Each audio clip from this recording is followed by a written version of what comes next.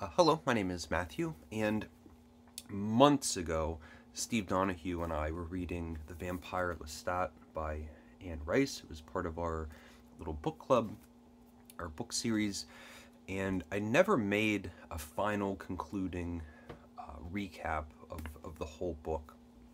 I sort of went absent for months, and every time I thought about making another video, if I had an idea, I always thought, well, I still have to make that vampire video, and if I don't do that, I'm really letting myself down and letting Steve down and all the people that might have joined us to read this book together. And last night, I ended up watching Interview with the Vampire, which is the first book in this series. I watched the movie starring Tom Cruise and Brad Pitt, Kirsten Dunst, Antonio Banderas, and it really got me thinking about the book again.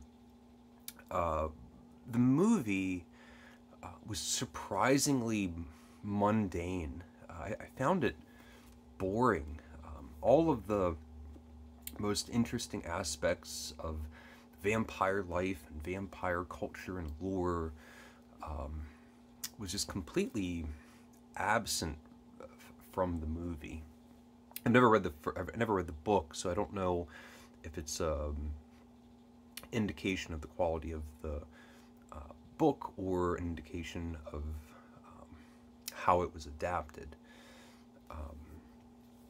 But it really got me thinking about the Vampire Lestat novel, which I never made a concluding video. And this book was wholly entertaining, really fun, a page turner. I loved reading about the history of vampires and the writing style, which I felt was rather beautiful and ornate. But at the end of the day, when I think about the whole of the work as a novel, I have to say that it really was rather uneven. It felt like Anne Rice had 3 or 4 or 5 really interesting ideas and played them out without trying to make a cohesive whole or something that felt united. Now, the story is the Vampire Lestat, which in the movie was played by Tom Cruise, and I really feel like if I had just watched the movie and then somebody said to me, let's read a novel about just Lestat, and I was thinking about Tom Cruise's portrayal of Lestat, I do not think I would have read the book. I just would have thought, you know, these are incredibly unlikable characters. Lestat, meanwhile, in the Interview with the Vampire movie, he dies like 3 times. Every time he comes back. It really removes a sense of drama if every time if you're dying multiple times and you keep popping back up as like a jump scare.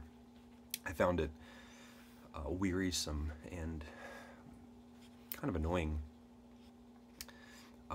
What makes this book uneven is almost at every turn, Anne Rice isn't committing to the story that she claims to be telling. It says this is going to be Lestat's memoir.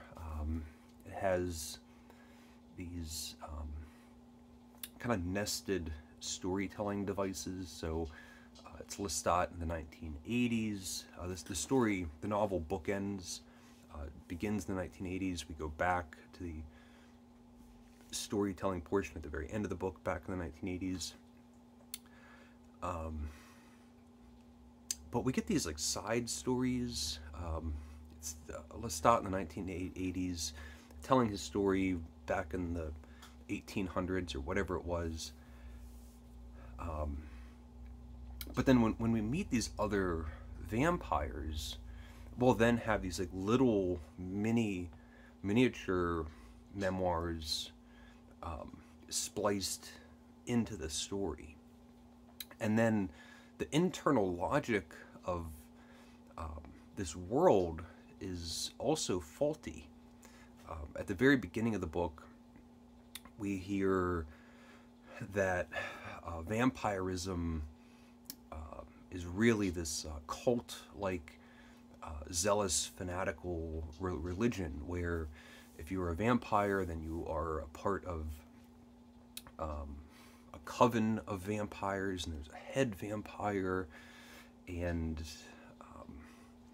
when Lestat is a vampire, it's like sacrilegious that there would be this lone vampire not going by the vampire code.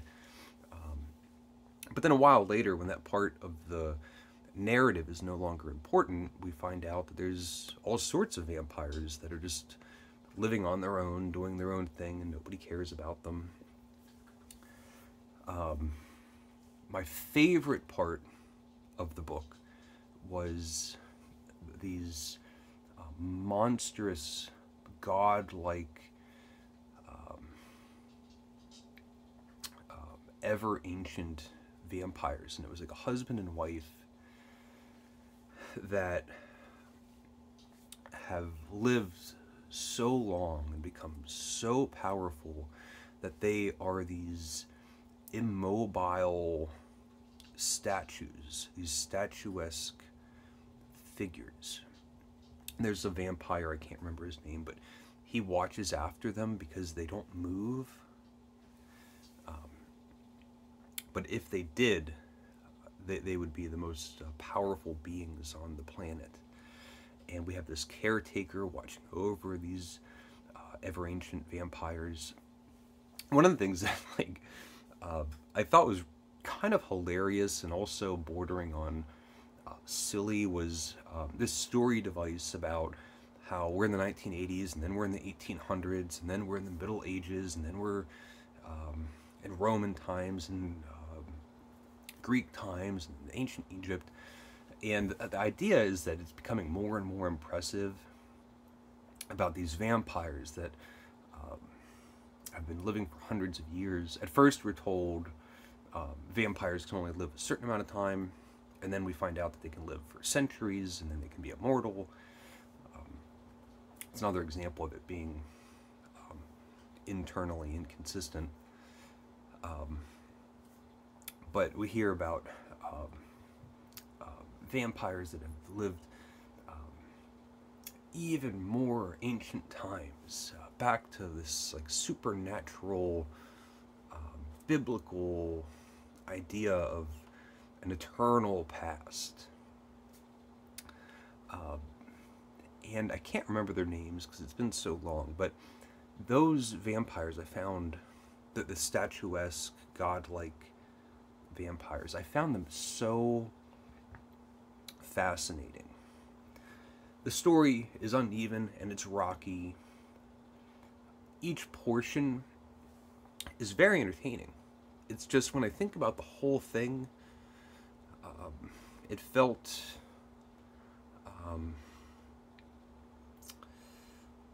distracted or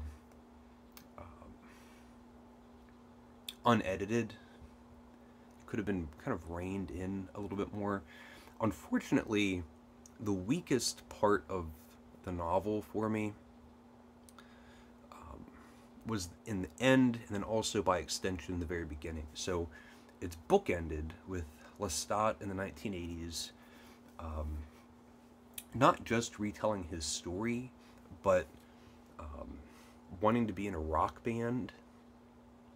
And at the end of the novel, we're back in the 1980s. Lestat's gonna have the rock show of the ages. And around that time, Louis, who is one of the main characters from Interview with the Vampire, the movie and the book, the first in the series, Louis makes his first appearance. And it's probably the major real flaw of the book, which is that the vampire Lestat and the introduction of that character, Louis, is completely relying that you've read Interview with the Vampire. The rest of this whole book really feels self-contained, can stand on its own feet. Louis' appearance really felt like a fan service cameo, or just that you have to know, you have to already know this character in order to have any sort of impact on this book. Otherwise, it doesn't really make very much sense to me. And I hadn't read the book, so it didn't make any sense to me. So I'm being vague in some ways because it's been months since I've read this book and I don't really remember the details. This is much more of an experience of how I normally talk about books, not remembering anything specific. But it was great fun, but not a great book. It was fun to read. I think it was kind of choppy and unorganized. So those are my thoughts on the long-awaited conclusion of The Vampire Lestat by Anne Rice. Thank you. Thank you for watching. Please leave a comment if you would like, and take care.